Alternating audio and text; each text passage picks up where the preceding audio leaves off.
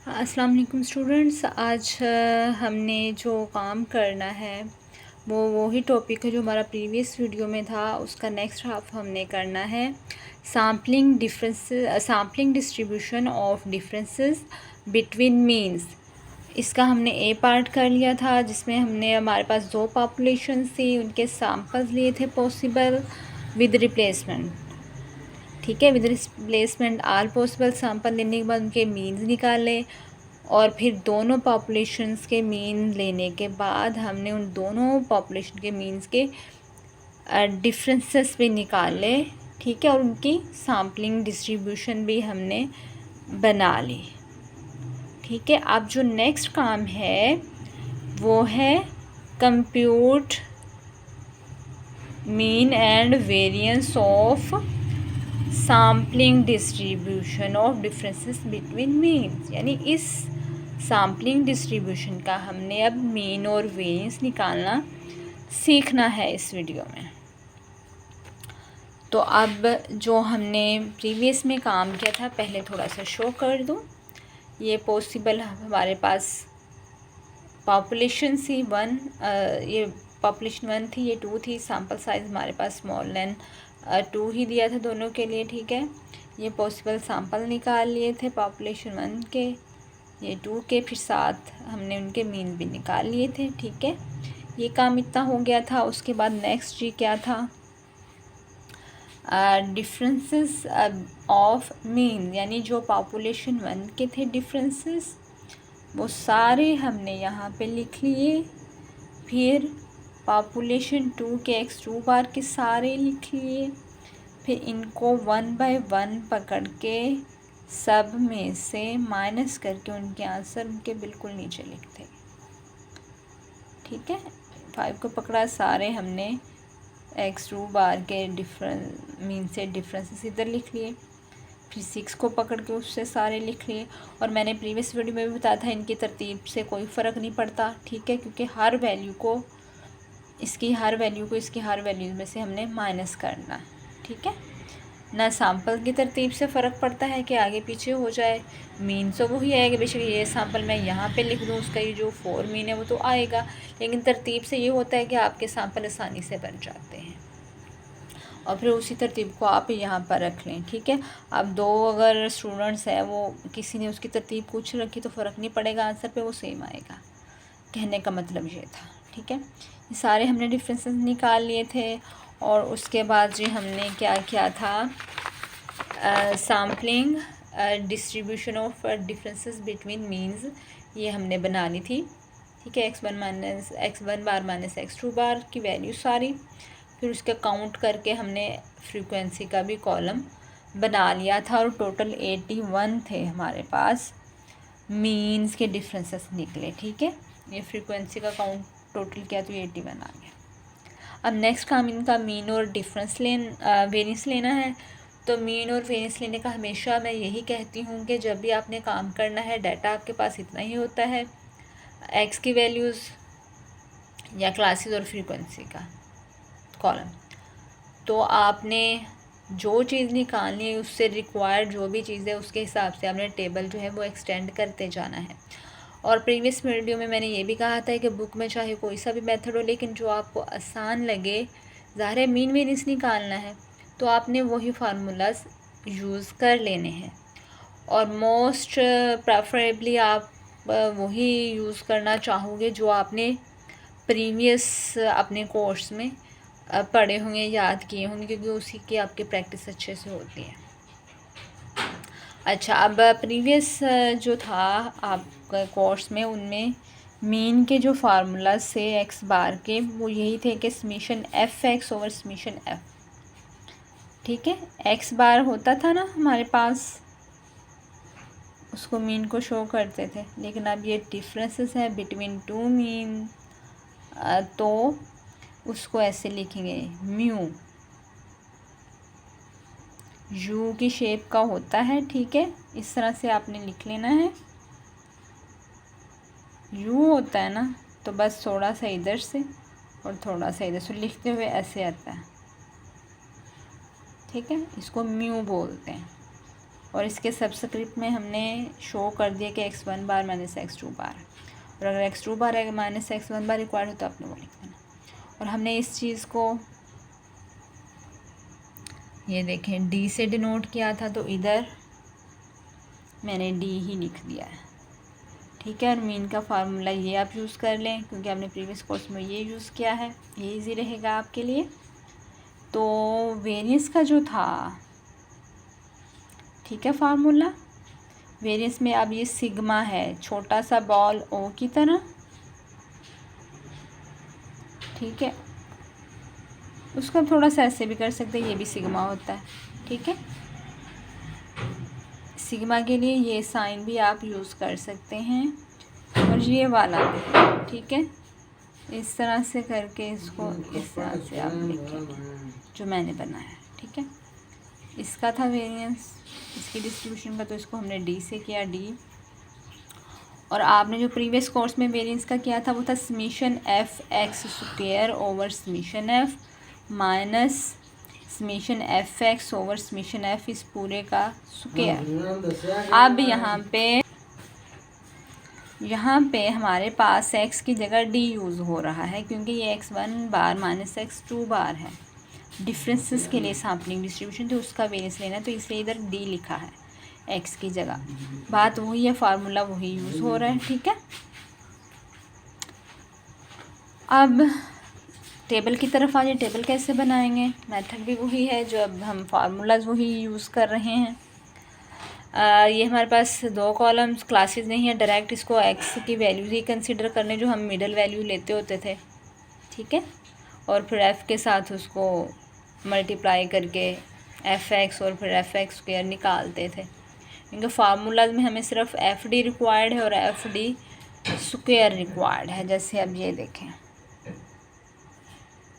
F D summation F, तो F का तो कॉलम है उसका सम ले लेंगे, अभी एफ़ डी कॉलम नहीं वो बनेगा उसका, क्योंकि सम लेना है। और ऐसे ही एफ़ डी स्क्वायर का कॉलम नहीं है वो बनाएंगे तो अभी उसका सम आएगा, यानी एक इसका कॉलम चाहिए और एक इसका, तो मीन वेरिएंस का काम हो जाएगा। अब डी भी हमारे पास है, एफ़ भी है, उन दोनों को मल्टीप्लाई करेंगे तो एफ़ डी का कॉलम आ जाएगा, ठीक है।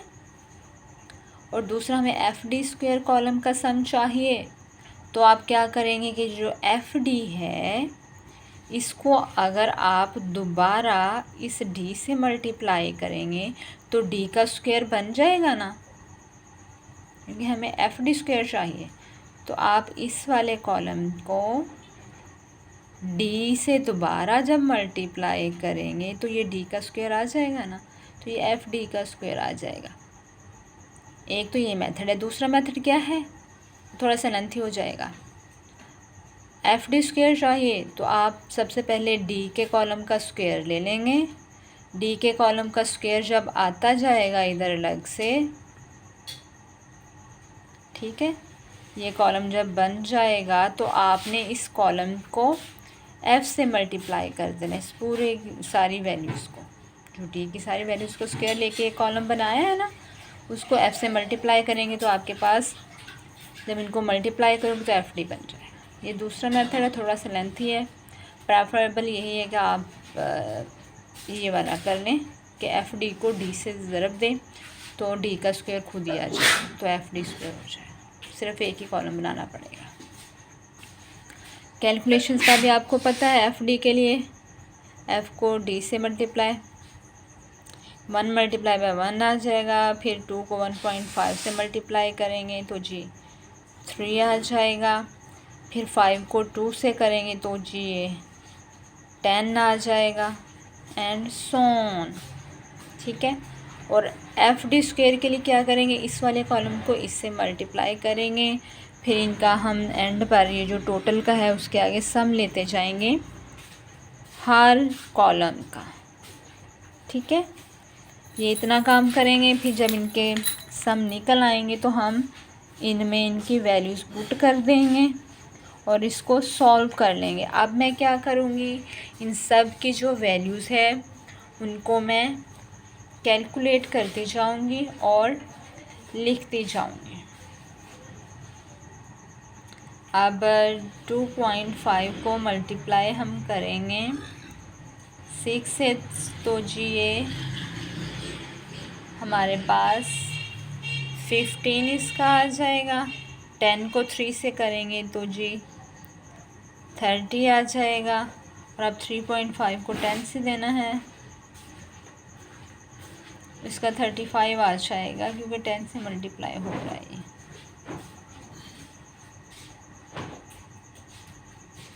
अब 13 को 4 से देना है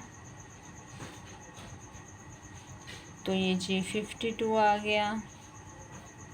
अब 10 को 4.5 से देंगे तो जी 45 आ जाएगा। 10 को 5 से 50। अब 6 को 5.5 से देंगे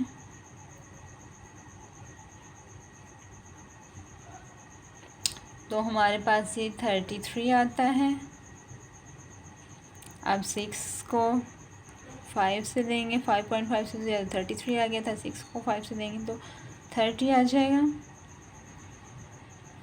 अब 6.5 को जो 2 से मल्टीप्लाई करेंगे तो आई थिंक 13 आ जाएगा। 6.5 मल्टीप्लाई बाय 2, यस इसका 13 आता है। अब 7 को 1 से दिया तो 7। अच्छा, ये सारा कॉलम एफडी का बन गया। इसका हम सम ले लेंगे सारी वैल्यूज़ को ऐड अप करके। और उससे पहले थोड़ा सा ये मैं काम इसका आप करवा दूँ। ये एफडी हो गया ना, तो इसको डी से मल्टीप्लाई करोगे तो डी का स्क्वायर बन जाएगा ना, ठीक है, क्योंकि ये डी 2 दफ़ा रिपीट हो जाएगा तो ये स्क्वायर इसका आ जाएगा। अब 1 को 1 से, यानी इस वाले कॉलम को मैंने एरो लगाया हुआ है, ठीक है, ये भी आप देख सकते हैं। इस वाले कॉलम को इससे मल्टीप्लाई करना है 1 बाय 1 सारी वैल्यूज़ को, और उसके बाद आपने सम अप कर देना है। और ये काम मैं करने के बाद आपको सारा शो करवाऊँगी। जी स्टूडेंट्स, अब ये मैंने सारी वैल्यूज़ की लिख ली हुई है, मैं आपको शो करती हूँ।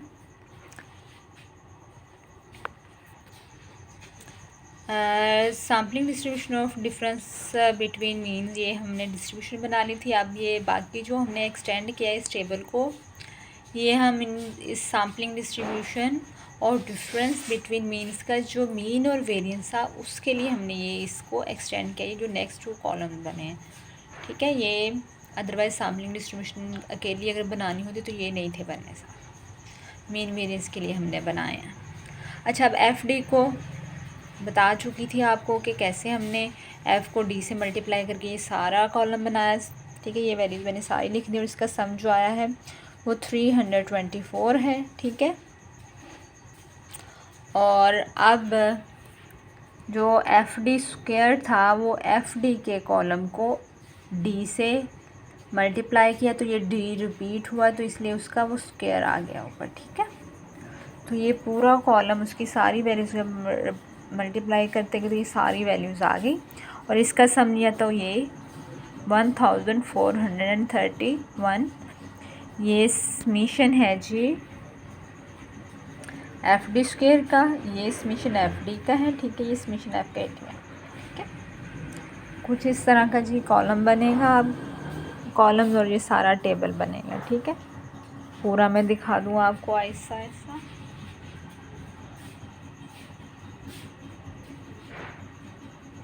ठीक है। 4 कॉलम बने इस टेबल के। अब आपने मीन और वेरिएंस निकालने, इनके फार्मूलाज मैंने लिख दिए थे, मैंने अगेन इधर लिख दिए इस पेज पे क्योंकि ये मीन हमने निकालना है। Summation F D over summation F D का जी सम हमारे पास 324 आया था और समीशन एफ 81 था, ठीक है। इसको जब हम डिवाइड करेंगे तो हमारे पास आंसर 4 आएगा। ये हमारा जी मीन हो गया म्यू डी या mu x1 minus x1 bar minus x2 bar. अब वेरिएंस क्या आ जाए, sigma square D is equal to summation F D square over summation F minus summation F D over summation F whole square.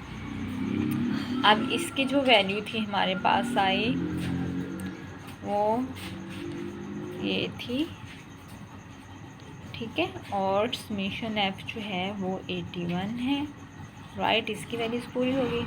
अब minus, अब ये इसकी value लिखनी है, दोबारा रिपीट करने की बजाय हम क्या करेंगे, इसका जो आंसर आया था, इसका आंसर क्या था, 4 था ना, तो इधर हम 4 लिख देंगे। इसका स्क्वायर था तो इसका स्क्वायर लेना है, ठीक है।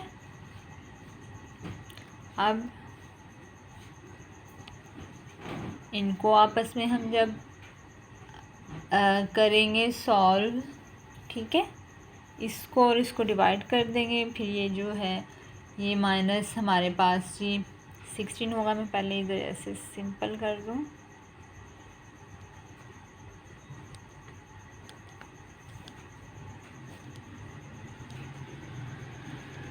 ठीक है, ये वाला स्टेप होगा। आप इसका डायरेक्ट आंसर भी लिख सकती हैं, ठीक है, इसमें कोई मसला नहीं है। हमारे पास जो इसका आंसर आएगा, ये मैं कैलकुलेटर पे करती हूँ।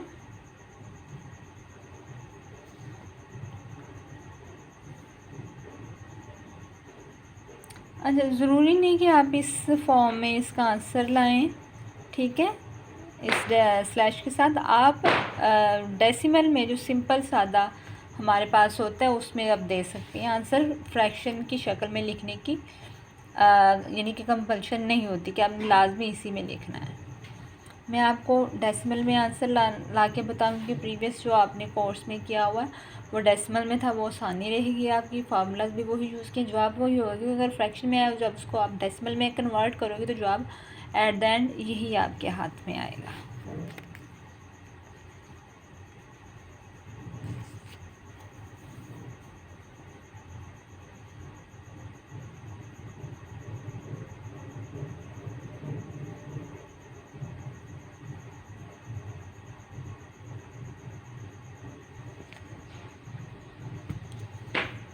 आता है 17.667 माइनस ये 16 था,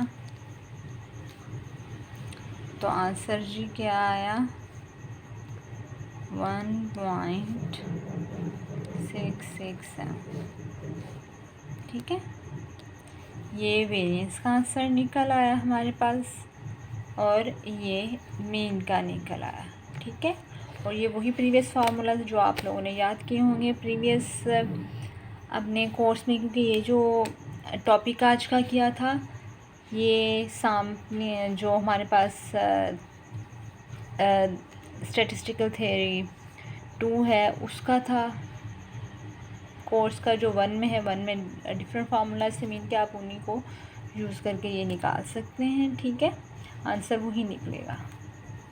उम्मीद है कि आपको अच्छे से समझ आ गई होगी इसकी। ये जो हमने किया था sampling distribution of differences between means का, अच्छे से उसके 2 पार्ट्स पॉसिबल सैम्पल्स बनाने थे, उनके फिर मीन्स के डिफरेंसेस लेने थे, देन हमने उनकी construct sampling distribution of x1 bar minus x2 बार, और फिर उसके कंप्यूटेड मीन एंड वेरिएंस। ये सारा आपका हो गया, समझ आ गई होगी हर चीज़ की। अगर किसी चीज़ की समझ नहीं आई तो आप कमेंट्स में लिख सकते हैं, ठीक है। अब नेक्स्ट वीडियो तक के लिए अल्लाह हाफिज़।